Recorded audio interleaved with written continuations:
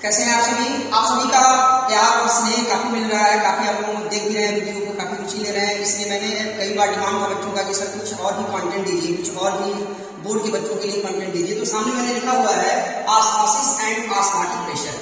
Today we are going to study about osmosis and osmotic pressure. क्या आपको पता है कि चने को पानी में डाल देते हो, रात में छोड़ देते हो, चना फूल जाता है।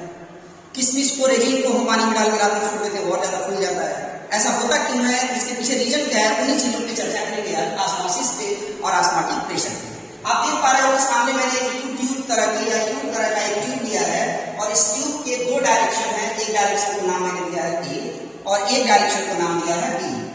ए में मैंने कुछ सोल्यूशन भरा हुआ है और कुछ सोल्यूशन बी में है। जैसा आप देख पा रहे हो कि ए में है डाइल्यूट सोल्यूशन और बी में है कंसंट्रेटेड सोल्यूशन, और दोनों को सेपरेट करने के लिए मैंने बीच में लगा दिया है semi permeable membrane. Semi permeable membrane, semi का मतलब होता है हाफ, हाफ का मतलब हो गया आधा। Semi permeable membrane is allowed membrane and semi permeable membrane allowed only for flow of solvent. यानी सेमी परमेबल मेम्ब्रेन एक अलाउडेड मेम्ब्रेन है जो अपने से होकर केवल सॉल्वेंट को जाने देता है, सॉल्वेंट का फ्लो सेमी परमेबल मेम्ब्रेन से नहीं होता।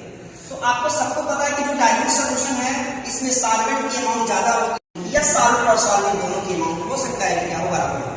तो डाइल्यूट सॉल्यूशन में सॉल्वेंट की अमाउंट ज्यादा है और कंसंट्रेटेड सॉल्यूशन में सॉल्वेंट की अमाउंट कम है।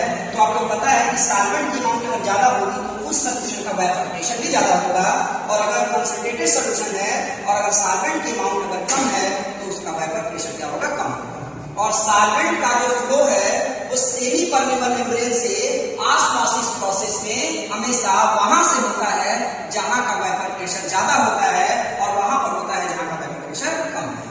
So dilute solution, the vapor pressure of dilute solution is more than that of concentrated solution.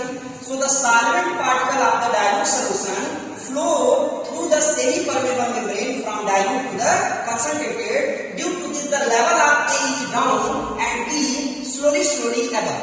It means जो A का लेवल होगा वो धीरे धीरे डाउन होगा और B का लेवल धीरे धीरे बढ़ेगा, क्योंकि सॉल्वेंट का पार्टिकल A साइड से आ रहा है B साइड में, क्योंकि डाइल्यूट सॉल्यूशन में वेपर प्रेशर ज्यादा है और कंसंट्रेटेड सॉल्यूशन में वेपर प्रेशर क्या है, कम है। हम चाह रहे हैं कि हम इस सॉल्यूशन को जो ऑस्मोसिस दोनों के बीच हो रहा है हम इसे आर्टिफिशियल रूप से क्या करें, रोक दें। तो आप देख पा रहे हो कि इसका वेपर प्रेशर भी कम है और इसका क्या है, ज्यादा है। अगर इनका और इनका दोनों का वेपर प्रेशर हम बराबर कर दें तो फिर सेमी परमेबल मेम्ब्रेन से सेपरेट रखने के बाद भी दोनों के बीच में ऑस्मोसिस का प्रोसेस नहीं होगा। तो ऑस्मोसिस वो प्रोसेस है जिसमें सॉल्वेंट का पार्टिकल हायर अमाउंट से लोअर अमाउंट में जाता है या हायर वेपर प्रेशर से लोअर वेपर प्रेशर में जाता है, बीच में किसके द्वारा, सेमी परमेबल मेम्ब्रेन द्वारा। पर बात करेंगे हम ऑस्मोटिक प्रेशर की, हम क्या करेंगे, सॉल्यूशन साइड में क्योंकि इसका वेपर प्रेशर कम है इसलिए एक पिस्टन सेट कर देंगे।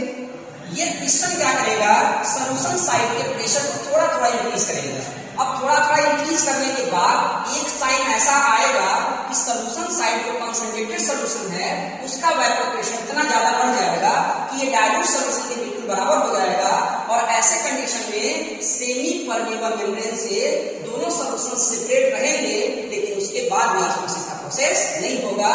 उसी एक्स्ट्रा प्रेशर को जितना पिस्टन ने दिया है उसी एक्स्ट्रा प्रेशर को आप कह देंगे ऑस्मोटिक प्रेशर। यानी ऑस्मोटिक प्रेशर वो एक्स्ट्रा प्रेशर है जो पिस्टन ने अलग से सॉल्यूशन साइड में दिया है कि दोनों के वेपर प्रेशर बराबर हो गए और दोनों को आपने सेमी परमेबल मेम्ब्रेन से सेपरेट रखा है, लेकिन फिर भी ऑस्मोसिस का प्रोसेस नहीं हो रहा है। क्या आप जानते हो कि आरओ का जो पानी है जो हम पीते हैं उसे नाम देते हैं रिवर्स ऑस्मोसिस। आखिर वो आरओ है क्या, what do you mean by RO? तो रिवर्स ऑस्मोसिस ऑस्मोसिस का ठीक उल्टा होता है।